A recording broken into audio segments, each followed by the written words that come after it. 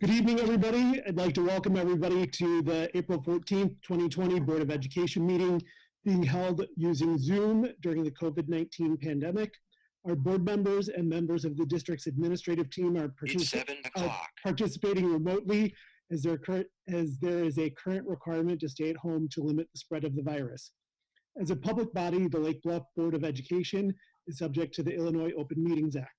Prior to this meeting, a public announcement was posted on our website announcing various participation options, including asking questions ahead of the meeting using a Google form. Additionally, members of the public who wish to participate in or attend this meeting should visit our website at www.lb65.org for further instructions. While the requirements of the Open Meetings Act have been relaxed during the global pandemic, the members of the Board of Education take their responsibilities as board members responsible to the public no less seriously. With that, I would like to turn it over to the Board of Education President, Mark Berry. Thanks, Kevin. So as Kevin said, welcome to the Lake Bluff School District 65 Board of Education regular Board of Ed meeting, as well as we're going to have a reorganization meeting and our first virtual meeting of the pandemic for April 14th, 2020. The first order of business is to offer public comment, and this is where we check with Kevin to make sure that we see if anybody would like to make public comment. There are no public comments in the public comment form. Okay, thanks.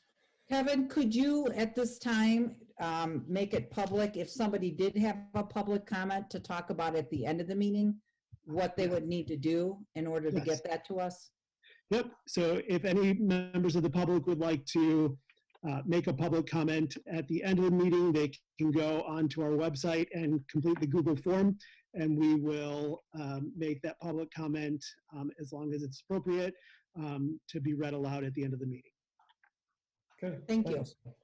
And then item number 3, as we always do at every meeting, we offer the opportunity for board members to offer a future agenda item to be placed in agenda at some future date, or a discussion topic that needs to be raised for discussion only tonight. Don't we have to take roll? Oh yes, we do. I'm sorry, John, you're right. I'm moving too anxious to get ahead with all this.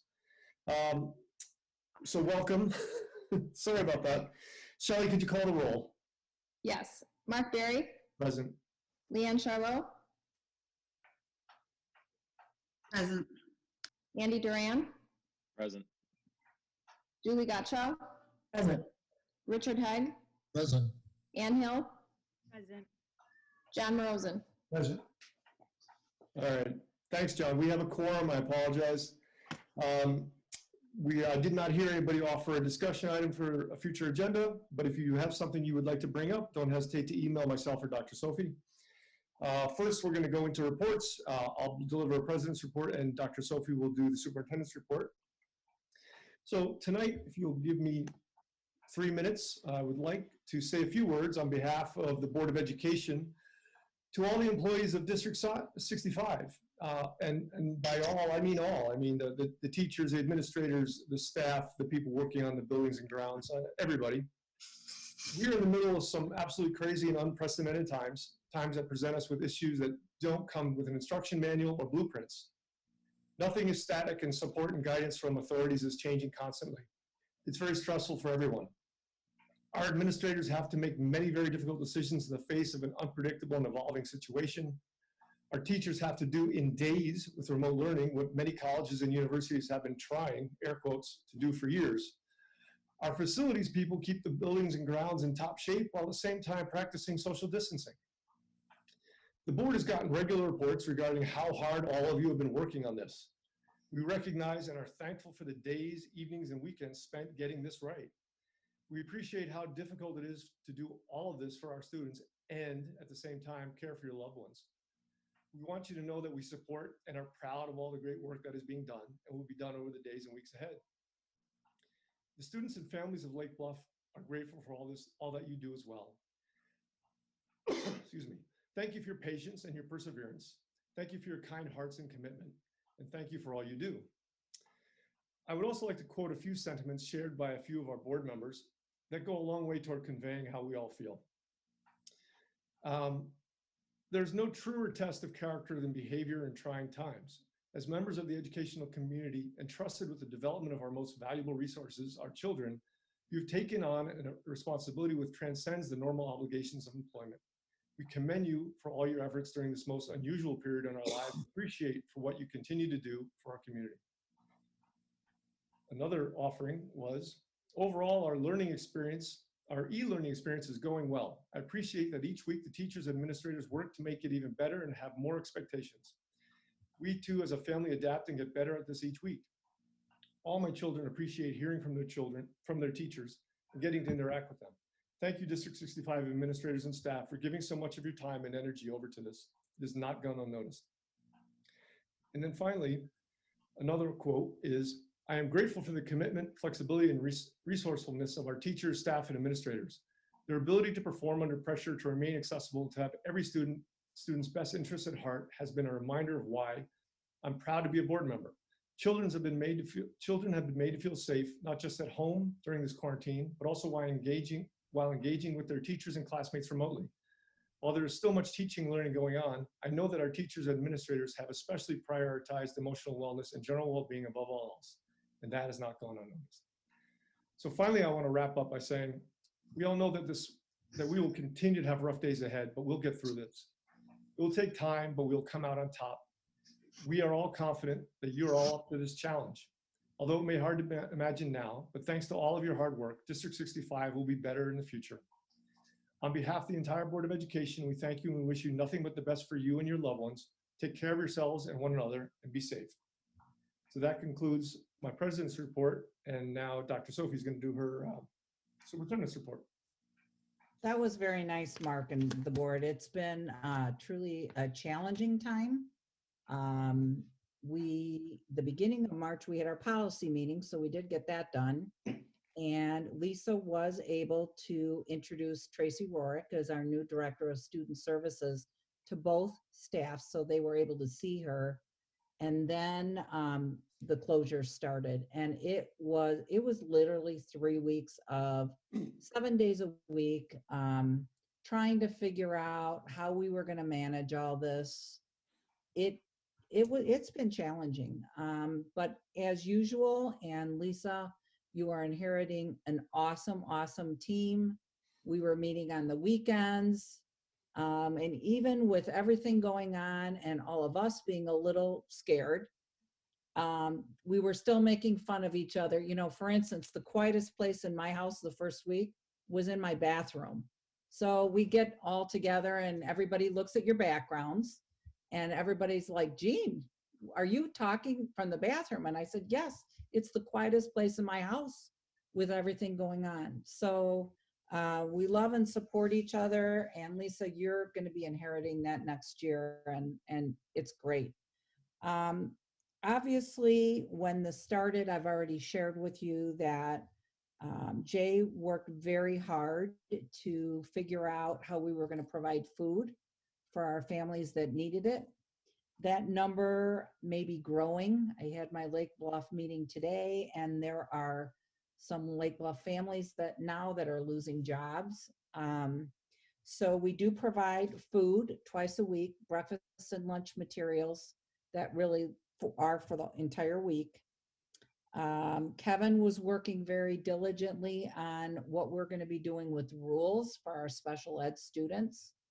And all of the rest of us have been continuing to figure out how we take a e-learning plan for 5 days of general instruction to replace a snow day, if we were going to use 1 day, and make that into a remote learning experience. And while that is very conducive at the high school level, it's a little bit more challenging at the middle school and very challenging when you get down to the little ones. Every day, my favorite part of the day is looking at Facebook, because all the moms are posting things like, when are the teacher assignments coming out, because my children are asking for new teachers. You know, different things like that. It has been challenging for all of us because we're all trying to do our jobs and manage our homes, and we're worried about the safety and health of our family and friends. So we appreciate what everybody's done. We did have a week of our continuity of instruction that had been planned out prior to being closed. Then we took our spring break. Then things changed to remote learning based upon the Illinois State Board of Ed and our superintendent for the state. Remote learning came with lots of recommendations that we had to enact. I think the recommendations came out on a Monday or Tuesday, and they were supposed to be fully implemented, I think 48 hours later. Our teachers and staff have been awesome. We have every staff member doing something, whether it's the secretaries who are calling and chasing down kids that do not check in for attendance. Our nurses prepare reports for us on COVID and talk to frightened families. We do have a couple students that have been officially diagnosed with COVID-19. They have done all kinds of work with us in just helping to get us situated and answer questions for us. Our custodians have been training, and they are coming in to do some essential work in our buildings. And then all the rest of us are working with kids in one way or another. The other highlight of my day is I've been doing read alouds every day for the younger kids. And I love doing those. And then I'm sending them to my granddaughter so that she can hear grandma's voice at night, since I haven't been able to see her either. I think that all of our days are spent doing different things. Our administrators are staffing our food distribution, that we have to follow rules from the Lake County Department of Health. Most of us are on Zoom calls or Google Meet calls. We're on emails, we're planning, we're talking to other colleagues. What are you doing here? What are you doing there? I spend Wednesdays talking to community groups from Lake Bluff to Lake Forest on what's ahead. How can we work together? How can we support each other? And every single staff member is contributing, and I'm just really proud to be associated with all of them. So while it's been a challenging 6 weeks, I would say that every week we're adding more and letting families get used to the more. We've had to add security features for all this online. And between Lori, Kevin, and Jay, they have worked through everything with us. The safety of our kids is very important. And, even a meeting like this took a lot of planning in the background. So I want to thank Laurie, Kevin, and Shelley for all that. And that concludes my report. And I think that I'm going to turn it back over to you, Mark. All right, so we're going to move into discussions, but before I do that, Gina, I want to just make sure that everybody out there in our huge viewing audience recognizes how much you've put into coordinating all of this on behalf of the district and being a tremendous leader. And just want to extend a hearty gratitude, and thank you to you for all the hours you put in. You already worked a tremendous amount of hours, and it seems as though you never stop working anymore. And I'm sure we're all much better off, and our students and teachers are much better off for it. So thank you, and we really do appreciate it. Thank you, I appreciate that. As for discussions, we are now going to move toward new superintendent transition planning. I'm not exactly sure how that conversation is going to unfold, but I'm going to let Jean and Lisa, new and old, handle that. Go ahead. So here's my report. Lisa, go on with it. You can talk about your transition. Thank you. Well, hi, everyone. I'm so happy to be here and be able to talk a little bit about the transition and how it's going.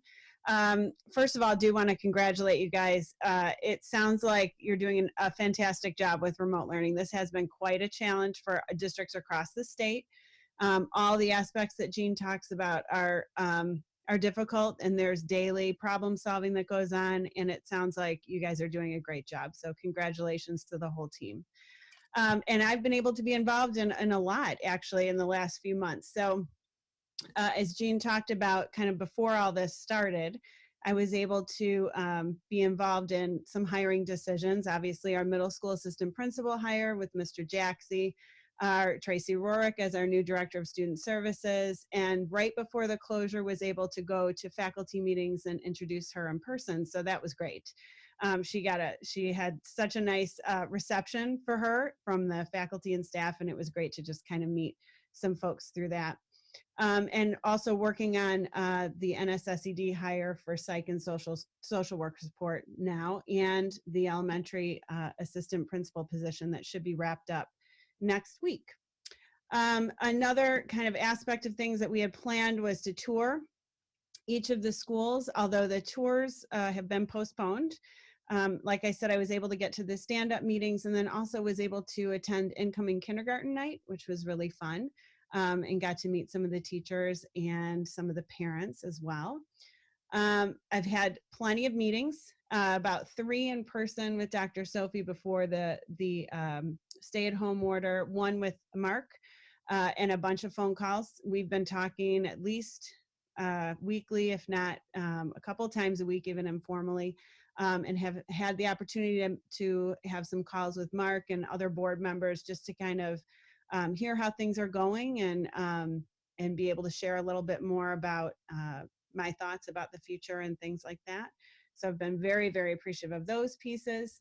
Have been able to get involved in Lake County Superintendent's meeting. Was able to be there for 1 in person before the closure, and then attended a virtual meeting. I've been added to their listserv, so I see the communication going back and forth with that group. I was able to attend in person the LEAD fundraiser, so got to meet some folks in the community and some of our staff members, as well as a Lake Bluff leaders meeting today. So continue to be happy to meet new people and hear all the wonderful things they have to say about Lake Bluff. It's amazing. Everybody I meet is just excited, as excited for me as I am for the future.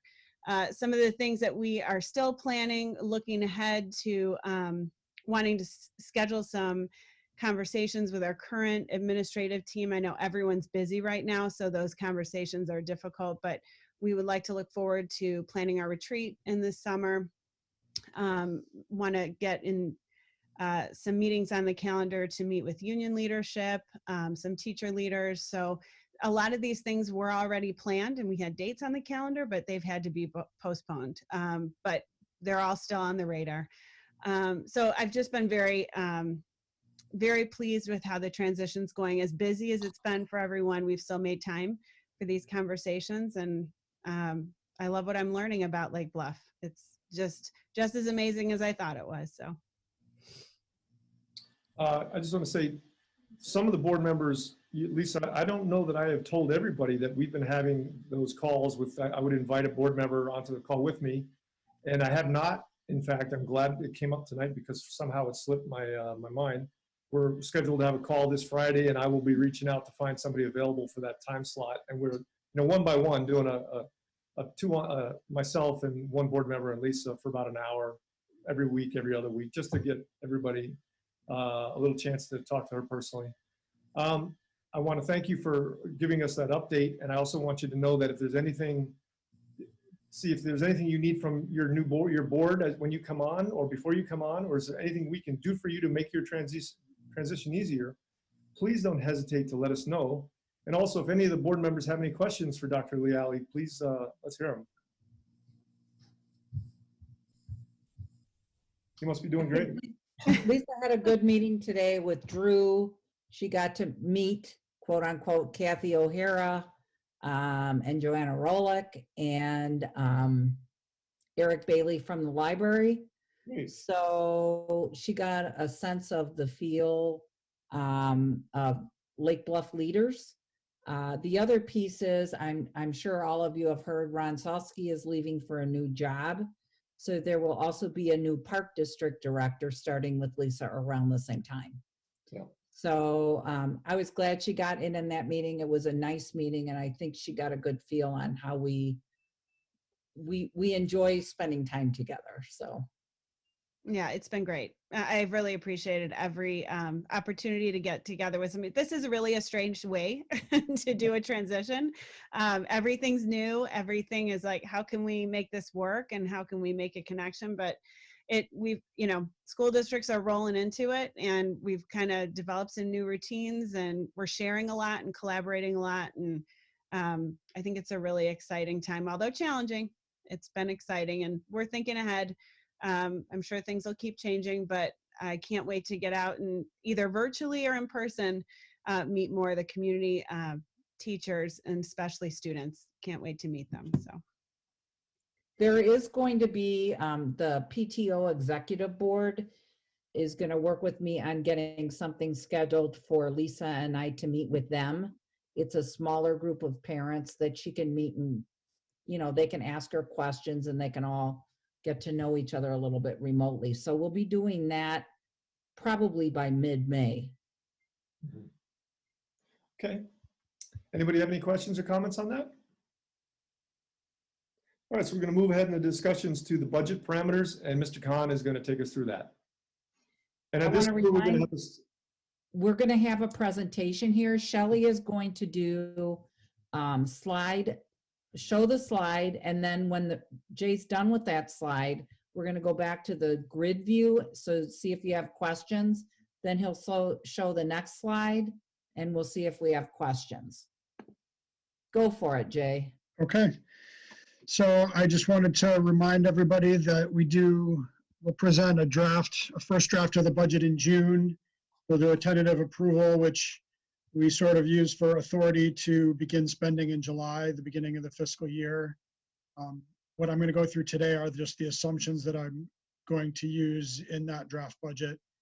We pass a tentative budget in August, and we then we post it on our website and leave it on file at the district office for 30 days for the public to review, and then pass the final budget in September before we turn it into the state and the county.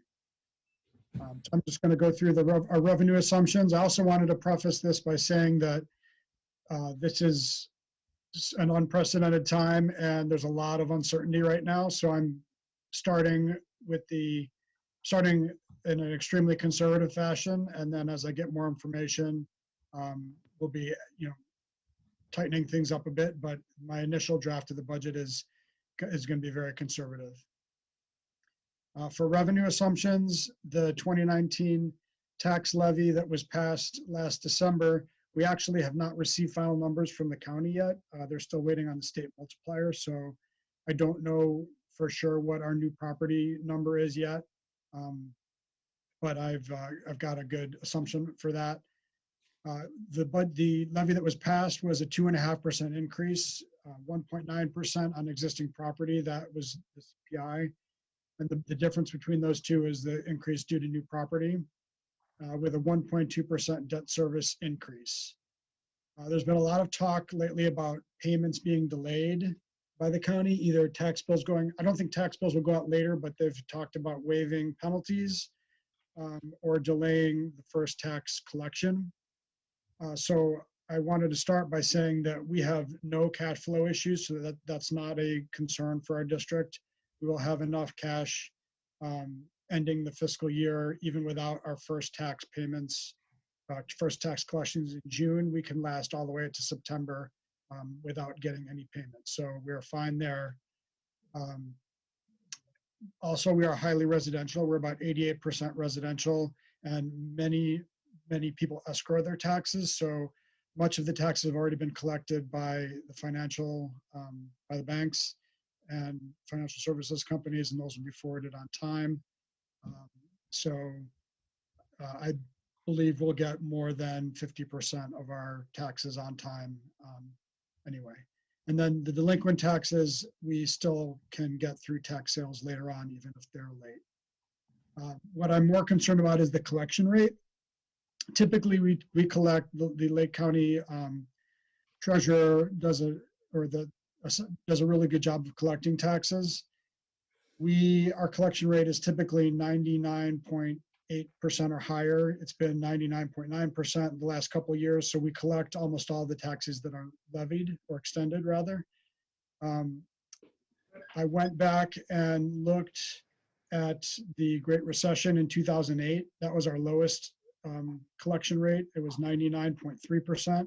So we got about 0.75% uncollected taxes that year. So I have heard estimates that this recession is about twice as big. So I'm doubling that number to 98.5%, and then starting in a conservative way at 99.8% collection. I'm sorry, 98% collection rate. So again, that's very conservative. I do expect the collection rate to be higher than that. That would be a reduction of $360,000 versus what we levied, versus what will be billed ultimately and extended to the taxpayers. And it's only about $50,000 more than the prior year. So that's where I'm going to start my budget and see if I can fit our expenditures into that number and go from there. The final budget does not need to be passed until September. And by then we will actually may likely have most of our taxes collected. So we'll have a lot more certainty at that time.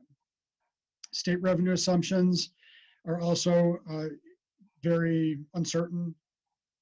We had a system of general state aid, and in 2017, it was replaced by evidence-based funding. And part of the goals of evidence-based funding was to protect the lower districts that had lower level of resources. So when they had GSA and they didn't have enough money, they just prorated everything across the board and said, we've only got 80% of the money we need, so everyone gets 80%. With the new evidence-based funding, they're protecting tier 1 and tier 2 districts. And the first money is going to be cut from tier 3 and tier 4. We are tier 4 district. The way it's going to work is that any new money that's been received since it was instituted in 2017 is going to be given back first. So we did not get a lot of money, additional money since that time. So I'm not anticipating a big reduction from that. And hopefully they can close the gap with that money from tier 3 and 4 districts. If they cannot, then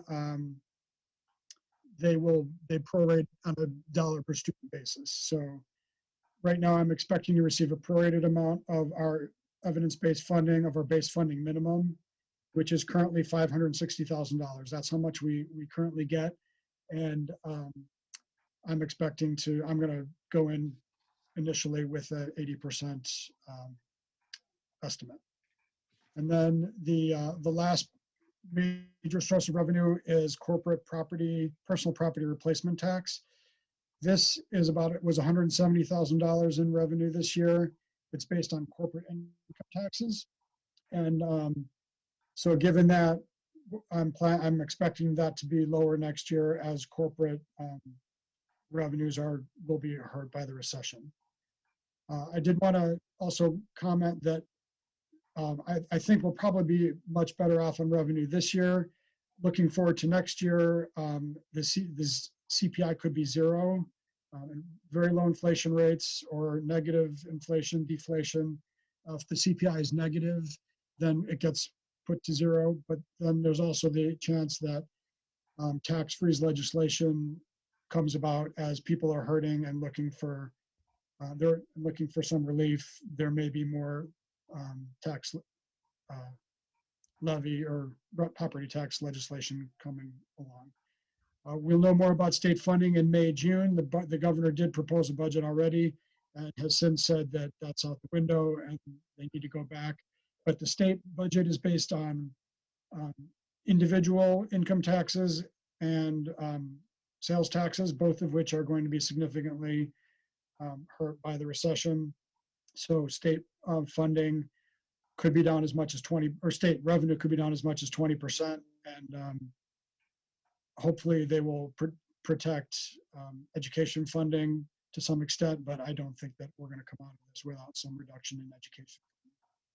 And then last comment is that we're going to have a surplus this year. We already were projecting a surplus this year at our current spending levels, partly also because we had some summer projects, our capital spending that got recorded to last year, but also because of the fact that we're out of school, we are seeing some reductions in spending this year, some of which I highlighted in the last treasurer's report.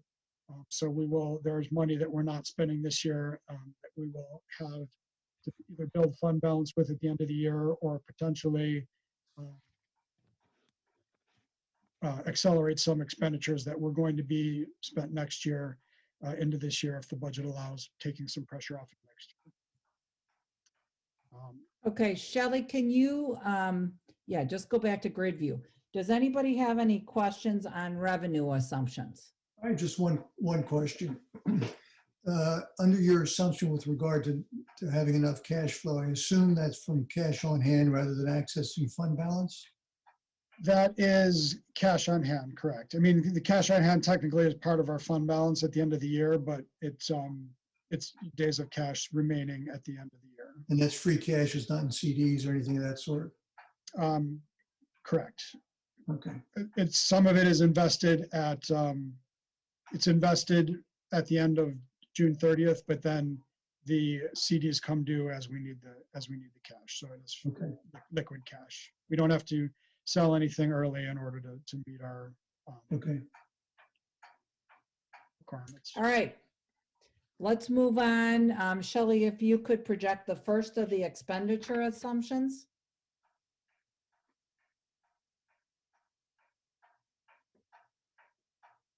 Okay, so the big increase in LBTC salaries was last fiscal year. This fiscal year, our staff is just moving on our schedule with a step increase of 3%.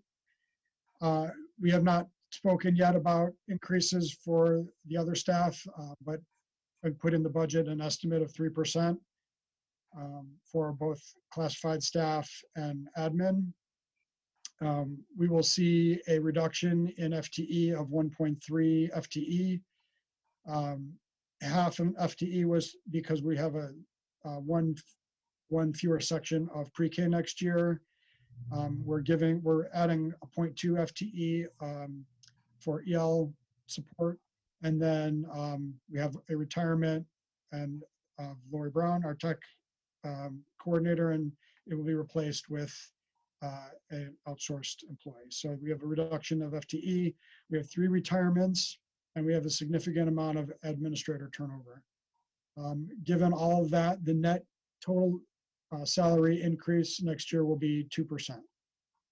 So that is a pretty manageable salary increase and the lowest one we've seen in a couple of years. Our insurance premiums are going up quite a bit relative to historical amounts. The district has actually had very good experience on all of our plans, and this is more driven by our cooperative. As you know, we belong to a health insurance cooperative with 33 districts, and just as a cooperative, we had a bad year, so we're seeing quite a significant increase. Our increases are less than the average for the cooperative, but we'll see about a 7% increase in insurance premium. That's across the board for health, dental, and vision. And then our RJB custodial we've already renewed our contract for next year. Our custodial contract is going up 2.3% based on CPI. Our Olson transportation contract is going up 6%. And then, as I said earlier, we will have that one staff position move over to single path and be contracted out. Are there any questions about the first page? Can you go back to the grid, Shelley? Okay, does anybody have questions on the first round of expenditure assumptions? There's one more page of expenditure assumptions. All right, Jay, let's go ahead, Shelley, and project the last one. And Jay can finish that up. Okay, looking at capital spending, our big spend this year was going to be furniture, new classroom furniture. It was going to be a 3-year rollout, and the first year was next year. This project will be delayed, partly because in order to get it for the beginning of next school year, we needed to place the orders in the early April due to the time needed to produce the furniture and get it ordered. And we needed teacher input to do this. We're working closely with the teachers to make sure that what we get will support their instruction and curriculum needs. So we were in the process and without the ability to meet with the teachers and to because we missed the window lead time, we are going to delay the ordering of the furniture. This is actually a good thing, something I didn't want to rush into, and it is a major source of flexibility for next year's budget. That's something that if we have revenues higher than we expect and have excess money, we can still place orders for delivery later in the year, or order some other things. But being able to delay this expenditure frees up a lot of room in the budget in case revenue is curtailed significantly. We still will do smaller capital projects. We've got a list of tech projects, phone system, building access control, and new projectors at the elementary school. And we will likely replace all the classroom rugs. That was going to be part of the future furniture plan, and we will still be doing that. In terms of technology spending, the teachers are getting new MacBooks next year. They'll be on a 4-year lease. We will be returning the last of the student MacBooks, the 8th grade MacBooks, and all the students will have Chromebooks from this point forward.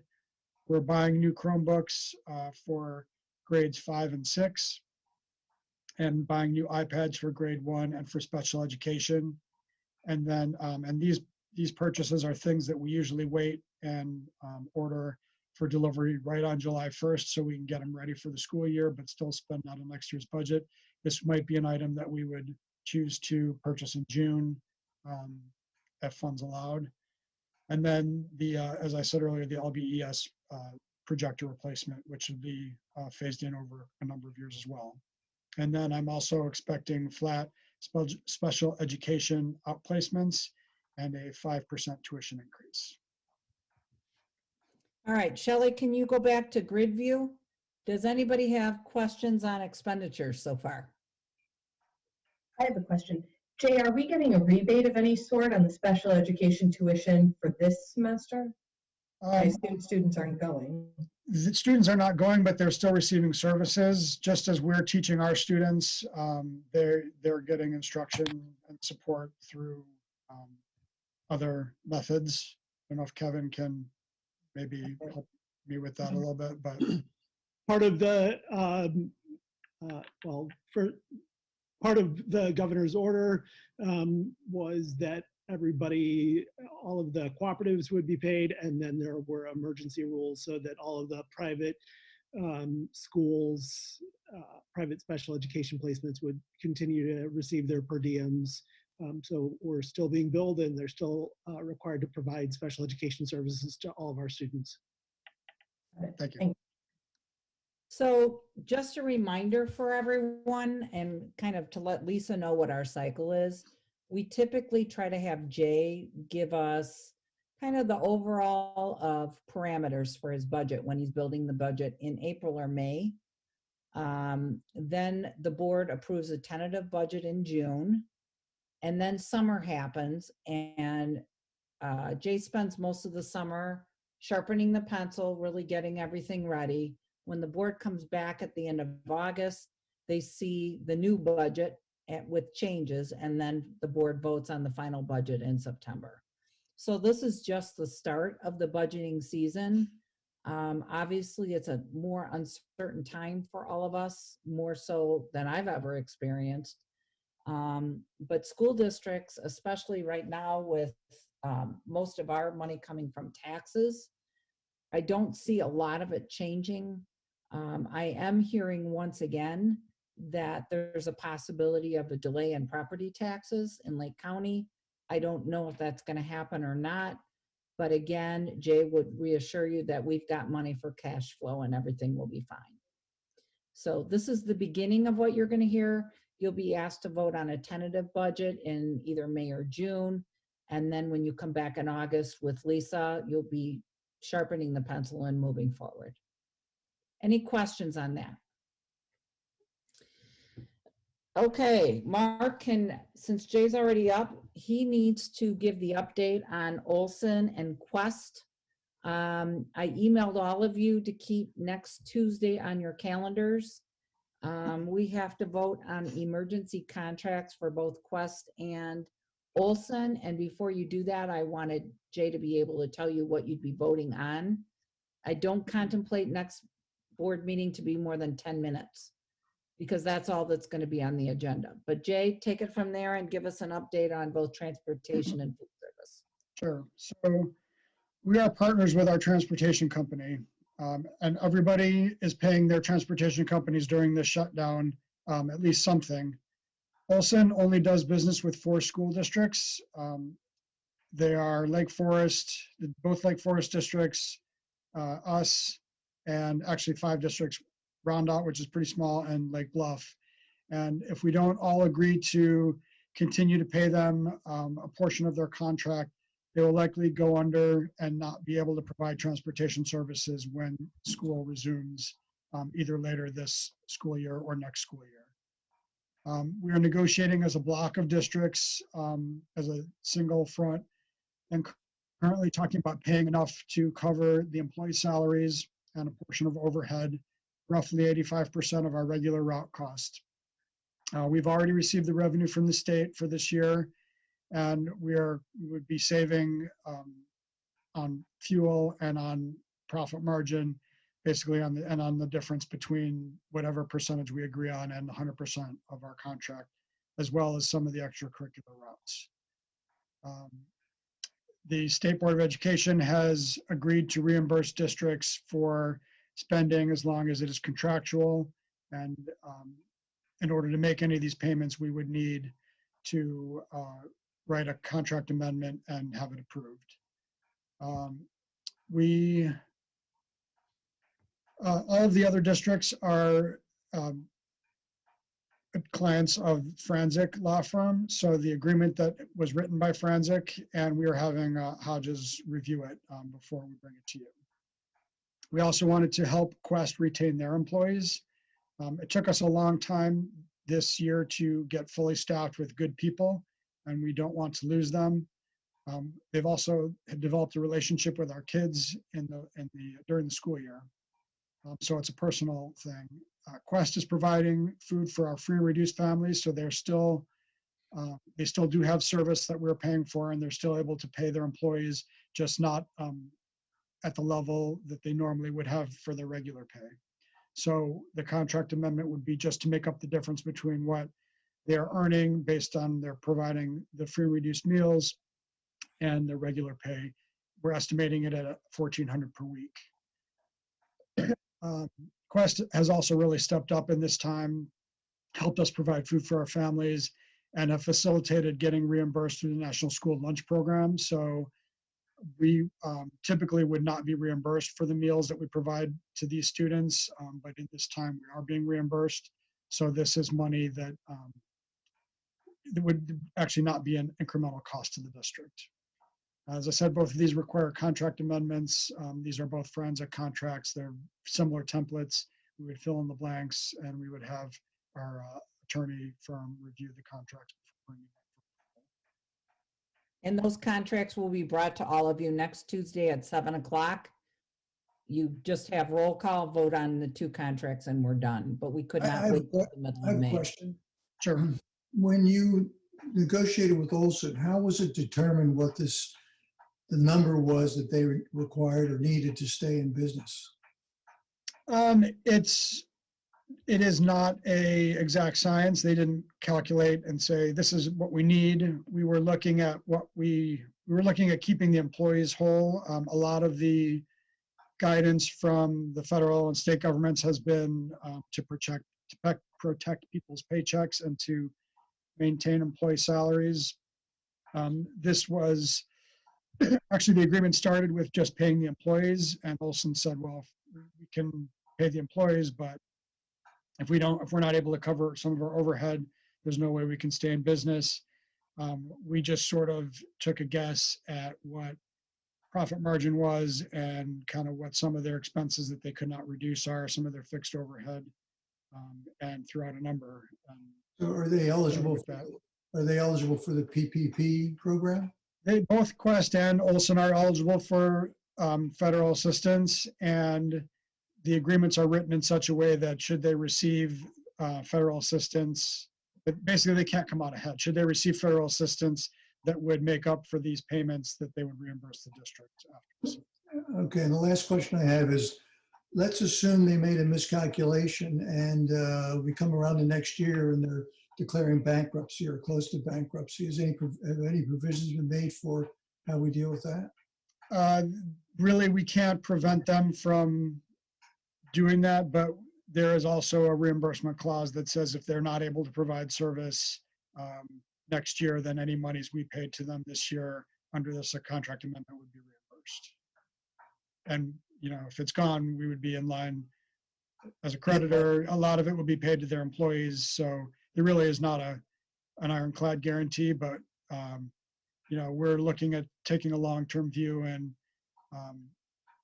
trying to keep, you know, be partners and trying to keep the continuity of service going. So, Okay, I would Okay, tell you, follow- John, that it has to be a group decision with transportation, because there was a time period in there that one or two of the superintendents were like, we're not gonna pay anything. The other superintendents wanted to pay everything. Jay and I were kind of stuck in the middle. And Jay was really one of the leaders, along with the Deerfield 109 business person, that interjected and worked with Olson through this process. There were a couple times I called Mark kind of in a panic to let him know that things were not going as well as I would have liked them to go. But it's stabilized out, and they really put a lot of time in this to get this to a point that my big thing is we need to have a smooth beginning of the school year for Lisa next year. And starting with a new transportation company next year would not be a good thing. So I think this is about as airtight as we can possibly get it. And I'm pleased with the contract. We just want it reviewed by Hodges first. Yeah, I it would think, also be very difficult to go out to bid at this point in time, given everything that's going on. I don't think any bus companies are looking for new business right now. So we probably would have to start the year without buses. So we've got Julie and then Richard. okay, so John asked a good question though, and I understand that if they get money through the PPP, then we get reimbursed for that or something, but is there any requirement that they try to get that money? If they're gonna get compensation through us, they might not have an incentive to go get the free money that's waiting there. or Right. hopefully waiting there. That's something that we've Real talked quick. about. And there's no way we can require them to go out and get that money. We are not all of their business. So there's the school business, and then there's also, they've got a charter business that is also suffering. And so there's a lot more to their business than just our school routes. And they would not, I know that they're going out and looking for money because they've got a much bigger business to support. They couldn't support all of it, but I've actually, in talks with them, I know that they are applying for it. They've got people who are applying. It's just very difficult because the banks are very backed up. As I'm sure you've heard, unemployment offices are backed up. It's very difficult for them to get money right now. They are applying, but they're not expecting to receive it for some time. And we're really trying to get their employees paid so that they can remain with the company. And that was the urgency of doing it. So Keep in mind, we still don't know. I don't think we'll be back in school in May, but we don't even know that yet. We don't know that Right. yet. So, Richard, did you have a question? Just curious if there's any way you could collectively, work with any of those districts and have your own bus service. I have no idea. But, Jay, can I answer that one? I've had people ask me, why do we have all these buses going around that don't have any kids on them? Here's something that I would tell you, Richard. This is from my heart. This is the only district that I've worked in that's had outsourced transportation. When you have your own transportation company, you need dedicated people because the personnel issues, the update of the buses, the problems dealing with the bus transportation issues alone just in the district. Johnny needs to be picked up in his driveway rather than down the street. I mean, I have to tell you, I've done it my whole career until I came here, and I would never go back to owning our own transportation. It's a lot of work. We pretty much kind of have that with Olson because it's just our local neighborhood districts. but I think they need a new business model. And if I was ambitious, that would be the business to go into starting July 1st. But I'm not that ambitious and I'm not interested. So you'll have to stick with Olson. It's also not a core competency. We'd have to be running buses, and that's not really what our strength is. We'd have to park the buses somewhere. It's just, and actually, if we had our own buses, we would be stuck right now taking care of the employees anyway and paying all the overhead and leases on the buses, and we'd have all those costs regardless. So I think we're actually probably coming out ahead this way. And then to Julie's question earlier about the special education, we do that through cab companies, and we are not paying special education transportation costs. So even though we're paying tuition, we're not transporting the students for these couple of months, and that is some savings there. Mark? Okay, is there any other questions for Jay on either of these topics? All right, so not hearing anything, I'm going to move on to our action items. First action item has to do with board policy. Recently, our policy committee, thanks to Julie and Ann and Leanne, is that our policy committee? And Dr. Sophie, reviewed over 50 policies across 7 categories of policies, which included 9 on school boarding, 1 on general administration, 11 operational policies, 17 personnel policies, 8 instruction policies, 5 student policies, and 1 community policy. Does the policy committee have any comments on any of those policies that they want to make prior to us asking for a motion to approve the first read? That seems like an eternity ago that we had that meeting when we actually met in a conference room together. I have no recollection of it other than the changes were really not that substantive, and the meeting went very quickly, so not much to discuss, nothing to discuss. Okay, thanks. So just as background, we get updates from press, which is a service of the Illinois Association of School Boards, which gives us periodic updates to policies, which we then approve, review and approve. So not hearing any further questions, does anybody want any of these policies pulled to not, I see a question from Dr. Sophie, sorry. First of all, I wanted to see if Ann wanted to say something before we go forward, and then I have a quick summary statement. Okay. Ann, did you have anything else? Can you hear me? Yes. Okay. No, I don't have anything else. I agree with what Julie said. It was not very substantive, and we followed a lot of the press recommendations and went smoothly. Okay. I do want to make a couple comments for everyone to know. Like I said, we do have one more policy packet. They're pretty, they're going to be easy. So our policy committee meeting will meet again. Our policy committee is actually Julie, Leanne, and Ann, along with all the administrators at the district office, because we all have our set things to talk about. We still need to review the public comment policy, so I'm going to be putting that in because we said we would do that. I want to let everyone know that they're already talking about a rewrite of the pandemic policy because we did have that after the last H1N1. And there is also rumors of the school shooter drills, active shooter drills we've been having in schools. Before the pandemic, there was a lot of discussion about eliminating those. So that may be happening. The other big thing for our district is there is a service called Press Plus that we are subscribing to next year, where Shelley will be working with a member of the IESB. They'll be the ones that worry about the cross-checking between board policy. They'll keep the board policy and the administrative procedures up to date. And so that will be starting July 1st with Shelley and Lisa. So with that, I turn it over and see if you guys have any questions.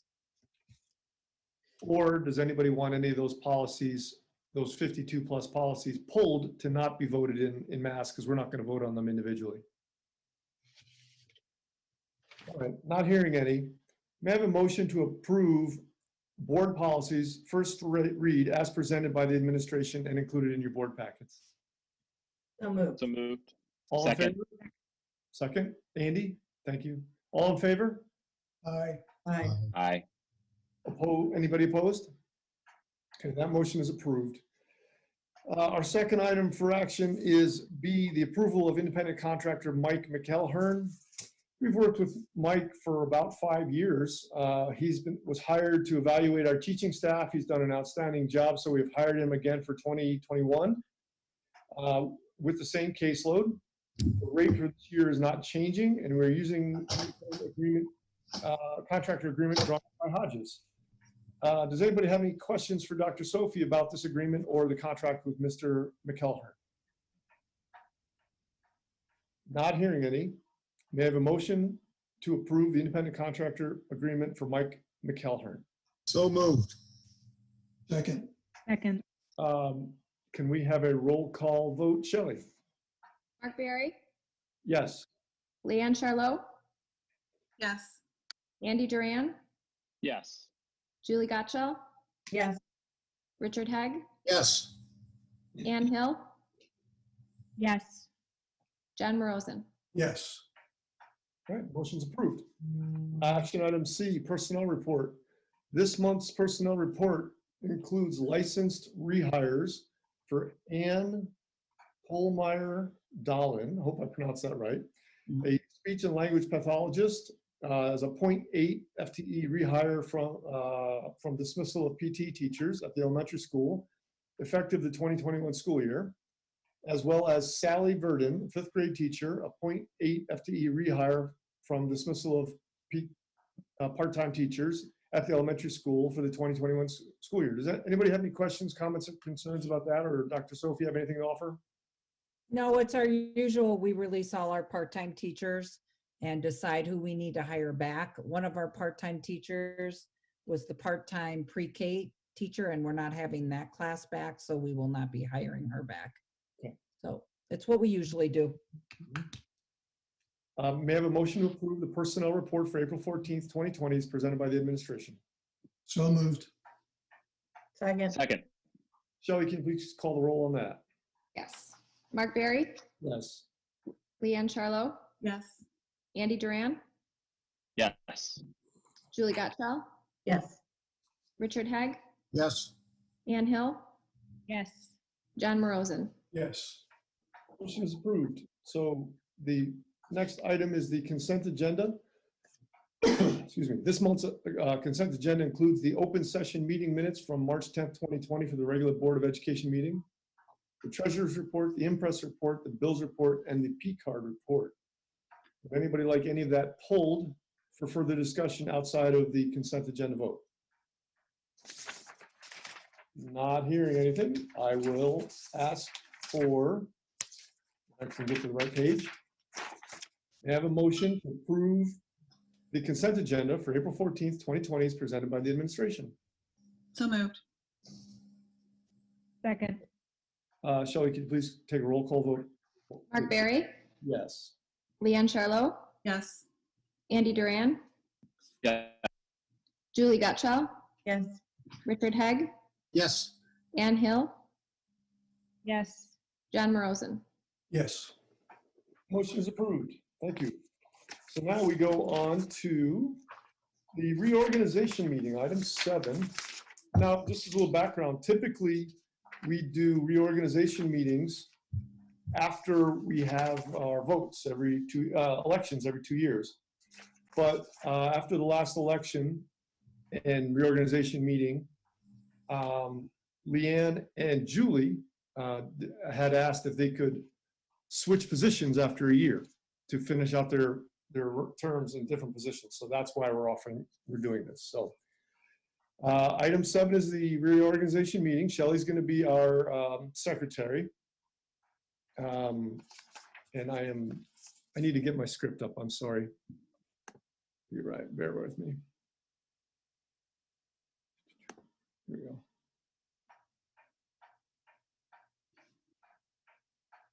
So, item 7A, the Board Officer Elections, nomination election of the Vice President. May I have a motion to nominate the Vice President of the Board of Education? So so a board member needs to move that the Lake Bluff School District Board of Education nominates somebody as vice president. Yeah, So- who are we, who wants, I think it's Leanne, or who's gonna make the motion? We have to nominate for that. I move that the Lake Bluff School District 65 Board of Education nominate Julie Gottschall as Vice President of the Board of Education. Why, thank you, Leanne. Is there a Can I second? second it? Is that not- Second. Second. Is there any discussion? No discussion. So we do have a motion to approve Julie Gottschall as Vice President of the Board of Education. And Shelley, may I please have a roll call vote? Mark Barry, Yes. Leanne Charlo, Yes. Andy Duran, Yes. Julie Gottschall, Yes. Richard Hegg, Absolutely. Ann Hill, Yes. John Morozin. Yes. All right, so the motion is passed and Julie Gottschall is our new Board of Education Vice President. Item 7A, continuing board officer elections. We nomination and election of a secretary. So, Julie, hint, hint, may I have a motion to nominate the secretary of the Board of Education? You may. I move to nominate Leanne Charlot as the Secretary of the Board of Education. Do I have a second for that? Second. Any discussion? So we do have a motion to approve Leanne Charlot as the Secretary of Board of Education. May I have a roll call vote, please? Mark Barry, Yes. Leanne Charlo, Yes. Andy Duran, Yes. Julie Gottschall, Yes. Richard Hegg, Absolutely. Ann Hill, Yes. John Morozin. Yes. All right, so the motion is passed and Leanne Charlot is our new Board of Education Secretary. Thank you to both of you. We appreciate that. Let's see. Appointment. So Jean, I see a note that says the new secretary, Leanne, will take over again as board secretary. We're going to have Shelley continue the vote. Exactly. Okay. Oops, I just forwarded too far on my screen. Sorry, hold on. We need to look for our new IASB representative. Mark, that's usually been either you or Leanne, hasn't it? Yeah, because I'm the only one who goes to the conference. I mean, that's kind of what it is. But if anybody would like to take on that role to be our IASB rep and attend the annual conference on behalf of the board or advocate for some of the local meetings that we have in the area, please feel free to volunteer. I know you're all busy. Otherwise, you could leave it right now. There's discussion about moving everything anyway for large conferences next year. So I don't even know if the school board conference will happen. It may be remote. So you may want to wait until we get closer to that date. I'm fine with keeping it the way it is, as long as everybody else is. If somebody wants to nominate somebody, to motion somebody to fill that role, feel free. Otherwise, we can just move on. So item 7D is a designation of meeting dates, places, and times. That's something we do at every reorganization meeting, but we don't need to vote on that, as we've already done that in our February 2020 meeting. This is for information only. Attached in the board packet is a rehash of board meetings. And reviewing committee assignments, Jean, is there an attachment in here for that? Yes, There is an attachment for that, and we just have to review. Probably nothing's going to change, but I want to see Alliance. We've got Richard and Julie. Insurance, we have Mark, John, and Richard. Joint shared services, if you guys could ever get a meeting, just text me and let me know you finally pulled that off. It's Leanne, John, and Andy. That's with the Lake Forest School District. Yeah. Negotiations was John, Julie, and Mark. Hopefully you won't even need that. NSSED is Mark. Are you going to be the president at NSSED, Mark? No. Okay, just thought No. I'd ask. Capital N-O. Policy committee is Julie, Leanne, and Ann. Here's the one that I thought that you guys should talk about is the superintendent evaluation committee, because you've got to really review the tool. You got to work with Lisa and figure that out. we've been talking about redoing that for a long time, and it does need to be done. And I think with the new superintendent, she needs to have a big role in that, deciding how we evaluate her. So whoever wants to be on that, feel free. I can be on it as well. We've got, right now, it's Julie, Leanne, and Ann. Do you guys all three want to stay on it? I'm fine staying on it. When does that group kick into action? What's the You time? guys will, you should probably start on that in the fall to kind of map out the tool and the process with Lisa. Yeah. Okay. So it's a September initiative, maybe, or October. September, or October. Then we've got technology reps are John and Andy. The tri-board advisory, which we have not been meeting, but if we do meet, it's Richard and Mark Berry. Yep. And even though it's not on here, we did talk about Stonebridge, and the Stonebridge reps were Richard and John, I Right. think, if I remember correctly. Yep. All right, so that reviews that too. All right, so that's our reorganization meeting. If I recall correctly, we did not have any FOIA requests. And then we go to the very end of the meeting where, once again, we ask if there's any public comment. Kevin, do we have any public comment for tonight? There are no additional public comments. Thank you, Dr. Rubenstein. So does anybody on the board have anything they would like to please? My wife just walked around the camera. Does anybody have any additional comments or questions, anything they'd like to say as we wrap up our first virtual meeting? Thank you to our new, Well done, everyone. thank you to our new secretary and vice president. So at 8:06 p.m., may I have a motion to adjourn? So moved. So moved.